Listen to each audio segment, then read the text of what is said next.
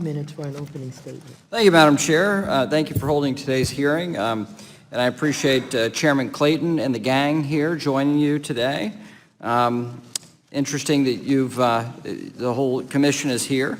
The SEC has a three-part mission: to protect investors, maintain fair and orderly and efficient markets, and third, facilitate capital formation. Now, all three pillars of the SEC's mission are critical, but I believe the first two pillars, protecting investors and maintaining fair, orderly, and efficient markets, are encapsulated in that third pillar, capital formation. For without capital formation, the other two could not exist. And that means that if you have no market to regulate, then people don't have the opportunity to invest. Without markets for retail investors to participate in, there would be no need for investor protection. So we need to help investors by focusing on policies that make our markets stronger, more attractive, and more competitive, not add regulatory costs and weaken them. We don't have to look any further than the impact of mandatory disclosure after mandatory disclosure on a company's compliance costs. Real costs, those are real costs borne by real investors, making it more onerous and expensive to be public companies.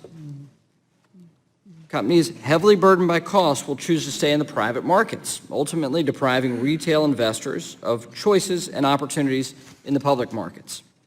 To that end, I'm glad that the SEC chairman, under Chairman Clayton's leadership, is focused on long overdue reforms that focus on capital formation initiatives that benefit Main Street investors. The SEC's renewed commitment to revitalizing our public capital markets through increased capital formation could not come at a more appropriate time and more crucial time. When considering publicly traded companies in which to invest, American investors have roughly half the number of companies that they did compared to 20 years ago. To quote Chairman Clayton, the steady decline in the number of public companies in the U.S. is simply, quote, not good. It's a nice understatement. I share Chairman Clayton's concern. The decline of our public markets is a troubling trend for our country's competitiveness and for American investors, and for retirement savings as well. The solution to this crucial problem is to focus on policies that will make companies want to go public and preserve options for raising much-needed capital, all of which will lead to increased competitiveness and more investment opportunities for everyday investors to grow their savings. I'd like to commend the Commission for their efforts to improve capital formation for smaller companies, particularly by re-examining the exempt offering regulatory framework. Many of these exemptions were modified or created by the Jobs Act of 2012, a landmark bipartisan piece of legislation that has had a major impact on capital markets and small businesses. Now it's time for the SEC to revisit these private offering exemptions to streamline and improve the regulatory framework to better promote capital formation and grow investment opportunities.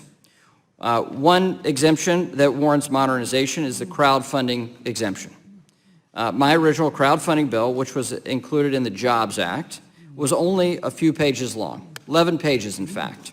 I appreciate the SEC and their hardworking staff creating 685 pages worth of regulation around those 11 pages.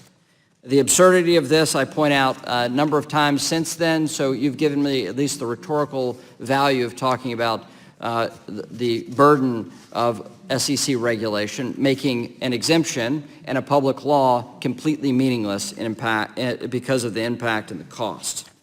So I encourage the SEC to continue its efforts to expand investor access to all companies and to maintain its focus on reducing regulatory barriers that discourage companies from going or staying in our public markets.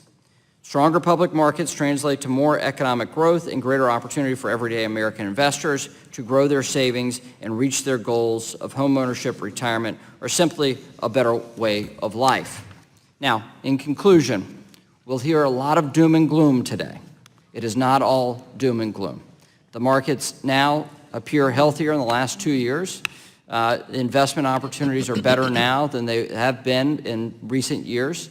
I think there's a lot that is praiseworthy of the SEC's approach and how the market has responded to that. I look forward to your testimony and the questions today.